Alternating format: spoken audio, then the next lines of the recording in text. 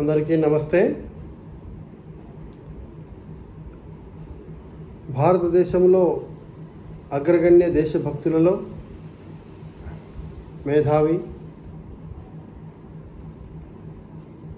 భారతదేశ సార్వభౌమాధికారాన్ని కాపాడడానికి, సమానత్వం కోసము తన జీవితాన్ని త్యాగం చేసినటువంటి మహనీయులు డాక్టర్ బాబాసాహెబ్ అంబేద్కర్.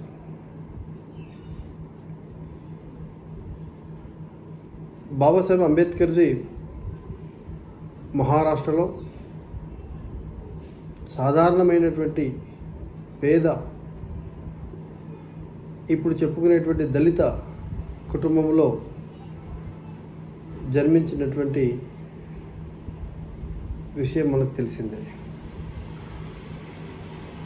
చదువుకోవాలనే ఆశతో, విద్యతోనే వికాసం చెందుతామని, విజ్ఞానం పెరుగుతుందని పాఠశాలకు వెళితే ఆ పాఠశాలల్లో అవమానింపబడడం,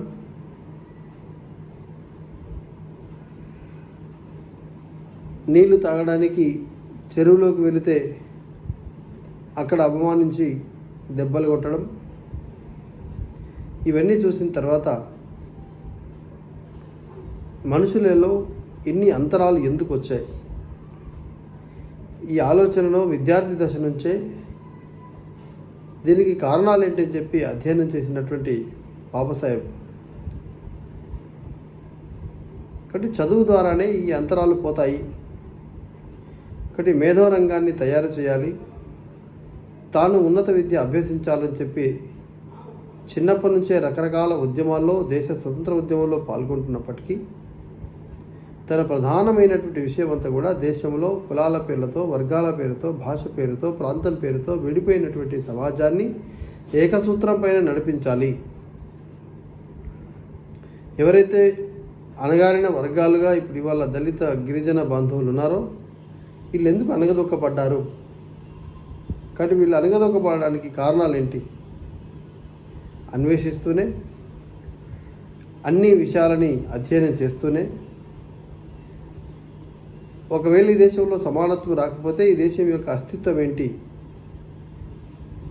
ఆలోచించినటువంటి మహనీయులు డాక్టర్ బాబాసాహెబ్ అంబేద్కర్. 1891 ఏప్రిల్ 14వ తేదీ జన్మించినటువంటి మహనీయులైన ఇవాళ అలాంటి మహనీయుడు దేశ చరిత్రలో ఒక రకంగా చెప్పాలంటే గడిచిన 15-20 సంవత్సరాలుగా ఒక కులానికో, ఒక వర్గానికో నాయకుడిగా చిత్రీకరించడం జరుగుతుంది. కానీ బాబాసాహెబ్ యొక్క దూరదృష్టి చూసినట్టయితే ఆయన చేసినటువంటి ఘనకార్యాలు ఏవైతే ఉన్నాయో, సూచనలు ఉన్నాయో ఈ దేశానికి, ఆయన చేసినటువంటి గొప్ప పరిణితి చెందినటువంటి విజ్ఞానవంతులైనటువంటి మహనీయుడైన కేవలం ఒక కులానికి ఆపాదించి ఆ కుల సంఘ నాయకుడిగా చిత్రీకరించడం అనేది సరైనది కాదు. ఆయన ఈ దేశానికి నాయకుడు. ఈ దేశ మహాపురుషులలో అగ్రగణ్య దేశభక్తుడు డాక్టర్ బాబాసాహెబ్ అంబేద్కర్. ఉన్నత విద్యను విదేశాల్లో అభ్యసించినప్పటికీ బరోడా మహారాజు దగ్గర ఉద్యోగానికి వెళ్ళి ప్రధానమంత్రిగా పనిచేసే సమయంలోనే అక్కడ కూడా అనేక అవమానాలకు గురైన తర్వాత అన్ని రకాల ప్రయత్నాలు చేశారు బాబాసాహెబ్ అంబేద్కర్. నాసిక్ కాలారాం మందిర్కి వెళ్ళారు. కాలారాం మందిర్లో తన అనుచరులతో దేవాలయ ప్రవేశం కావాలని చెప్పి పట్టుబట్టినప్పుడు అక్కడ ఉండేటువంటి పూజారి గారు, ఇక్కడ మీరు దళితులు కాబట్టి, మహర్లు కాబట్టి ఇక్కడ రావడానికి వీల్లేదని చెప్పారు. కానీ బాబాసాహెబ్ అంబేద్కర్ దాన్ని వదిలిపెట్టలేదు. 18 రోజుల పాటు నిరాహార దీక్షలు చేసి, ధర్నాలు చేసి చివరికి విజయం సాధించారు. ఇక్కడ బాబాసాహెబ్ అంబేద్కర్ చేసినటువంటి 2-3 సంఘటనలు నేను గుర్తు చేయడానికి ప్రయత్నం చేస్తాను. ఈ దేశానికి చాలా ప్రమాదకరమైంది విదేశీ మతాలు అని స్పష్టంగా చెప్పారు ఆయన. ఈ దేశంలో పుట్టినటువంటి సిక్కులు, బౌద్ధులు, జైనులు, శాక్తేయులు, గణాపత్యులు, ద్వైతము, అద్వైతము, విశిష్టాద్వైతము ఏవైతే పంథాలు, మతాలు ఉన్నాయో వీటి వల్ల ఈ దేశానికి మంచే జరుగుతుంది. ఏదైతే ఇస్లాం క్రైస్తవం ఉందో ఇవి సామ్రాజ్యవాద కాంక్షతో వచ్చినటువంటి మతాలే. మతంగా చెప్పకపోయినప్పటికీ ఈ దేశంలోకి వచ్చినటువంటి కమ్యూనిజం కూడా ఒక రకంగా సామ్రాజ్యవాద కాంక్షతో వచ్చినటువంటిదే. 1937లో ముంబైలో దళిత మహాసభలో బాబాసాహెబ్ అంబేద్కర్ ప్రసంగిస్తూ ఈ దేశానికి కమ్యూనిజం వచ్చింది, ఈ దేశంలో కమ్యూనిజం ఎంత తొందరగా నిర్మూలన జరిగితే ఈ దేశానికి అంత మంచిదని చెప్పారు ఆయన. అంటే దానికి కారణం ఏంటి? ఈ దేశంలో ఉంటూనే, ఈ దేశపు తిండి తింటూనే, ఇక్కడ గాలి పీలుస్తూనే విదేశీయులకి మద్దతు పలికేటటువంటిది బాబాసాహెబ్ అంబేద్కర్ ఎప్పుడూ గమనించారు. అదే చూస్తాం ఇవాళ గర్జించు చైనా, గార్జించు రష్యా అని చెప్పేటటువంటి వాళ్ళు ఈ దేశానికి ఆపద వస్తే, ఈ దేశానికి ఇబ్బంది వస్తే, ఈ దేశానికి కష్టం వస్తే ఈ దేశానికి మద్దతు పలకరు. బాబాసాహెబ్ అంబేద్కర్ చూపించినట్టుగా 1962లో చైనాతో యుద్ధం జరిగినప్పుడు ఈ దేశంలో ఉన్నటువంటి కమ్యూనిస్టులు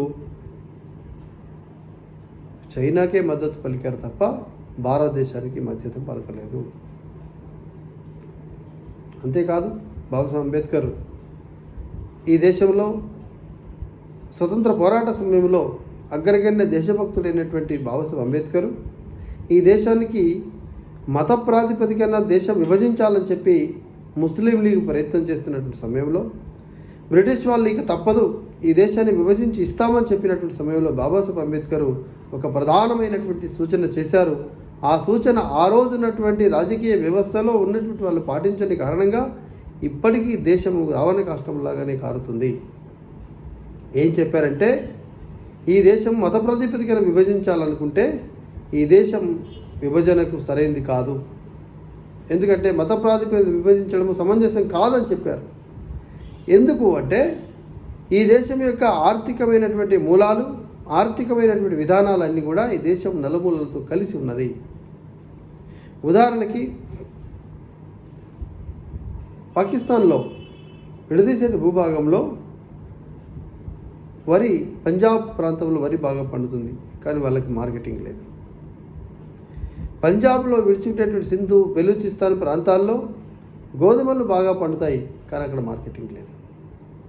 కాబట్టి ఆర్థికమైనటువంటి ఇబ్బందులు కూడా వస్తాయని చెప్పి సూచించారు. దాంతోపాటుగా ప్రధానమైనటువంటి సూచన ఏంటంటే, ఒకవేళ మత ప్రాతిపదికనే విభజించాలనుకుంటే ఈ దేశంలో ఉండేటువంటి మిగతా భారతదేశంలో ఉండేటటువంటి ముస్లింలందరినీ కూడా పాకిస్తాన్కి పంపండి, పాకిస్తాన్లో ఉండేటటువంటి హిందువులందరినీ కూడా భారతదేశానికి తీసుకొచ్చిన తర్వాతనే ఈ దేశాన్ని విభజించండి అని చెప్పి ప్రధానమైనటువంటి సూచన చేశారు డాక్టర్ బాబాసాహెబ్ అంబేద్కర్. కానీ ఆ రోజు పెడచెవిని పెట్టారు, ఎక్కడ వాళ్ళు అక్కడే ఉండాలని చెప్పి సూచించారు. కానీ దురదృష్టం ఏంటంటే దేశానికి స్వతంత్రం వచ్చిన రోజే లక్షలాది మంది హిందువుల శవాలపైన దేశానికి శవం స్వాతంత్రం నడిచి వచ్చింది.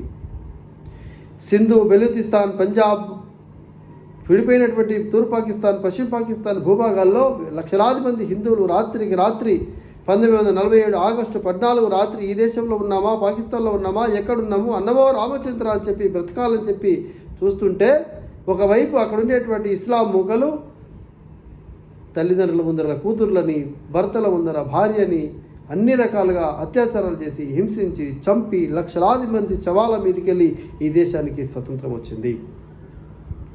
తర్వాత కూడా ఇవాళ మత ప్రాతిపదికన ఈ దేశాన్ని విభజించడానికి కోసం ఇంకా ఇన్ని సంవత్సరాల తర్వాత కూడా ప్రయత్నం జరుగుతుందంటే, ఆ రోజు కనుక బాబాసాహెబ్ అంబేద్కర్ చెప్పినటువంటి సూచనని పాటించుంటే ఇవాళ ఈ దేశం ఈ స్థితిలో ఉండేది కాదు.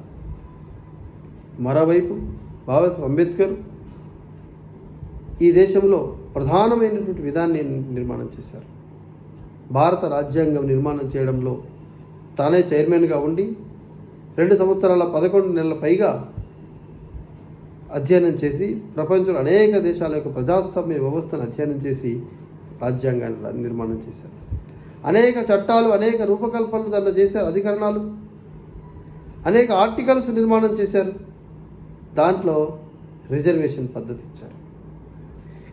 ఆ రోజు అనేక రాష్ట్రాల్లో ఉండేటటువంటి అన్ని రకాల ప్రజలను ఆధారంగా చేసుకొని వాళ్ళ యొక్క జనజీవన పద్ధతిని, సామాజిక విధానాన్ని ఆధారంగా చేసుకొని రిజర్వేషన్లు ఇచ్చారు తప్ప అక్కడ వీళ్ళు గొప్ప, వీళ్ళు తక్కువ అనేటువంటి ఉద్దేశం కాదు. ఉదాహరణకి తెలంగాణలో రెడ్లు, కర్ణాటకలో రెడ్లు బీసీ, కర్ణాటకలో గౌళ్ళు ఓసీ, తెలంగాణలో బీసీ. అంటే అర్థం ఏంటి? కాబట్టి ఒక్కొక్క చోట ఒక్కొక్క రకమైనటువంటి సామాజిక ఆర్థిక పరిస్థితులు చూసి ఒక్కొక్క రాష్ట్రంలో ఒక్కొక్క విధంగా నిర్మాణం చేశారు. దాన్ని మనం అర్థం చేసుకోవాలి.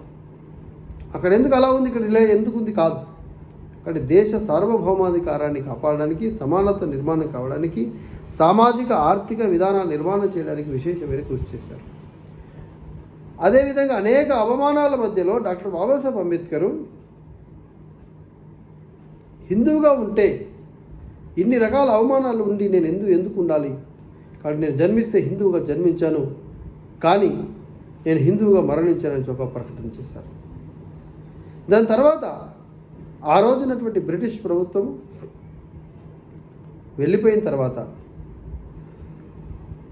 కూడా బ్రిటిష్ వాళ్ళ యొక్క అనుచరులు ఇక్కడ ఉన్నారు కాబట్టి వాళ్ళందరూ కూడా క్రైస్తవులు వెళ్ళి బాబాసాహెబ్ అంబేద్కర్ని కలిశారు. మీరు క్రైస్తవ మతంలోకి మారండి, మీకు 100 తరాలకు సరిపోయేటువంటి ధనాన్ని అన్నీ ఇస్తామని చెప్పారు. కానీ క్రైస్తవ మతం స్వీకరించలే. ఇక్కడ నిజాం హైదరాబాద్ నుంచి పంపించారు బాబాసాహెబ్ అంబేద్కర్ దగ్గరికి, ఇస్లాం స్వీకరించమని చెప్పి, ఎన్ని తరాలకు కావాలంటే ఎంత ధనం కావాలంటే అంత ధనం ఇస్తామని చెప్పారు. కానీ మారలే. బాబాసాహెబ్ అంబేద్కర్ చెప్పారు, ఈ దేశంలో అణగారిన వర్గాల పేర్లతో కోటాను కోట్ల మంది సమాజము ఇవాళ దూరం చేయబడుతున్నది. కాబట్టి వీళ్ళ లోపల మిగతా సమాజం లోపల మార్పు వచ్చే వరకు ఈ సమాజాన్ని కాపాడాల్సినటువంటి బాధ్యత నాకు మా మీద ఉన్నది. కాబట్టి కోటాను కోట్ల మంది ప్రజలు చెల్లా చెదురై కమ్యూనిస్టుల చేతుల్లోనో లేకపోతే ఇస్లాం చేతుల్లోనో క్రైస్తవ చేతుల్లోనూ వెళ్ళినట్టయితే ఈ దేశం అదే గతి పాలవుతుంది. కాబట్టి ఈ దేశంలో పుట్టినటువంటి, ఈ దేశం యొక్క పంథాన్ని అనుసరించినటువంటి, ఈ దేశం యొక్క సంస్కృతి సంస్కారాన్ని అవలంబించినటువంటి హిందుత్వంలోనే భాగమైనటువంటి బౌద్ధ మతాన్ని స్వీకరించారు డాక్టర్ బాబాసాహెబ్ అంబేద్కర్. సామ్రాజ్యవాద కాంక్షతో వచ్చినట్టు ఇస్లాం, క్రైస్తవం, కమ్యూనిజాన్ని స్వీకరించలే. కాబట్టి ఇంత పెద్ద సమాజాన్ని రక్షించినటువంటి మహనీయులైన హిందువుగా జీవించకపోయినా హిందుత్వంలోనే భాగమైనటువంటి బౌద్ధాన్ని స్వీకరించారంటే ఈ దేశం యొక్క అస్తిత్వానికి ఎంత విలువిచ్చారో డాక్టర్ బాబాసాహెబ్ అంబేద్కర్ మనం అర్థం చేసుకోవాలి. ఇవాళ అనేక మంది చెప్తుంటారు బాబాసాహెబ్ అంబేద్కర్ రాజకీయాల్లో దేశానికి స్వతంత్రం వచ్చిన తర్వాత న్యాయశాఖ మంత్రిగా ప్రమాణ స్వీకారం చేశారు. ఒకవైపు డాక్టర్ బాబాసాహెబ్ అంబేద్కర్ అపర మేధావి, న్యాయశాఖ మంత్రిగా, డాక్టర్ శ్యామప్రసాద్ ముఖర్జీ జౌళి శాఖ మంత్రిగా ఇద్దరు కూడా జవహర్లాల్ నెహ్రూ కేబినెట్లో కేంద్ర మంత్రులుగా ఉన్నారు. నెహ్రూ యొక్క పాశ్చాత్య పోకడలు, నెహ్రూ యొక్క పరిపాలన విధానము, అతని యొక్క విధానాలు నచ్చక ఇద్దరు మేధావులైనటువంటి వాళ్ళు డాక్టర్ శ్యామప్రసాద్ ముఖర్జీ, డాక్టర్ బాబాసాహెబ్ అంబేద్కర్ ఇద్దరు కూడా కేంద్ర మంత్రి పదవులకి, పార్లమెంటు లోక్సభ స్థానాలకి రాజీనామా చేసి బయటికి వచ్చారు. డాక్టర్ శ్యామప్రసాద్ ముఖర్జీ భారతీయ జనసంఘ పేరుతో ఒక రాజకీయ పార్టీని ప్రారంభం చేశారు. బాబాసాహెబ్ అంబేద్కర్ కూడా సమానత్వమైనటువంటి భావం తీసుకురావాలని చెప్పి రిపబ్లికన్ పార్టీ పేరుతో ఫార్వర్డ్ బ్లాక్ను ఒకటి ప్రారంభం చేశారు.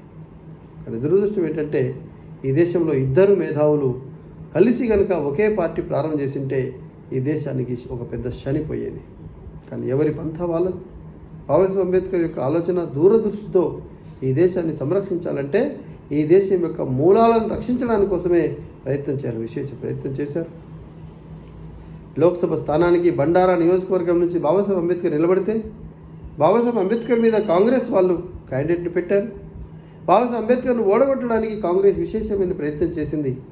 ఆ రోజు బండారాలో రాష్ట్రీయ స్వయంసేవక సంఘ జిల్లా ప్రచారకు స్వర్గీయ దత్తోపంత్ టెంగడేజీ తన భుజస్కంధాలపైన వేసుకొని డాక్టర్ బాబాసాహెబ్ అంబేద్కర్ను లోక్సభ స్థానానికి గెలిపించడానికి కోసము విశేషమైనటువంటి ప్రయత్నం చేశారు. కానీ ఆ రోజున్నటువంటి పరిస్థితులలో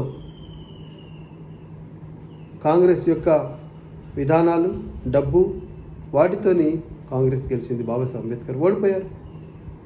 తర్వాత రాజ్యసభకు పంపాలని చెప్పి అనేక రకాల ప్రయత్నాలు జరిగినాయి. డాక్టర్ బాబాసాహెబ్ అంబేద్కర్ మొదటి ఓటు వేయాలి, రెండో ఓటు కనుక మనం డైవర్ట్ చేసినట్టయితే బాబాసాహెబ్ అంబేద్కర్ గెలుస్తారని చెప్పి దత్తో పండించి ఒక సమావేశంలో చెప్తారు. బాబాసాహెబ్ అంబేద్కర్ ఒప్పుకోలేదు. మనము డైవర్ట్ చేసి ఓట్లు సంపాదించడం కాదు, నీతితో నిజాయితీతో ఎన్నికల్లో గెలవాలని చెప్పి బాబాసాహెబ్ అంబేద్కర్ వారించారు. కాబట్టి వారి యొక్క దూరదృష్టి ఇవాళ దేశానికి ఒక రాజ్యాంగ నిర్మాణం చేసి ఈ దేశంలో సమానత్వం కోసము అందరూ సమాన హక్కులు, సమానమైన భావనతో, సామాజిక సమరసతతో, ఆర్థిక సామాజిక న్యాయం పొందేటటువంటి విధానాన్ని నిర్మాణం చేసిన బాబాసాహెబ్ అంబేద్కర్ నిత్యస్మరణీయుడు.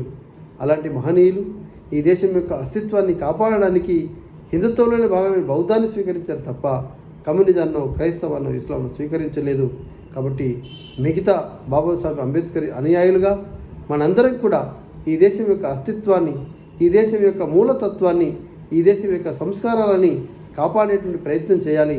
బాబాసాహెబ్ అంబేద్కర్ జన్మదినం సందర్భంగా ఈ దేశం యొక్క అఖండత్వాన్ని కోరుకుందాం. ఈ దేశం యొక్క అఖండమైనటువంటి జీవిత వ్యవస్థలో భారతదేశము ప్రపంచానికి మార్గదర్శనం చేసేటటువంటి ఒక విశ్వ గురు స్థానం వెళ్ళాలి. అలాంటి మహనీయులని స్మరించుకుందాం. బాబాసాహెబ్ ఇచ్చినటువంటి స్ఫూర్తితో ఈ దేశాన్ని రక్షించుకుందాం. ఈ దేశాన్ని పురోభివృద్ధి కోసము ప్రయత్నం చేద్దాం. జై హింద్, జై భారత్.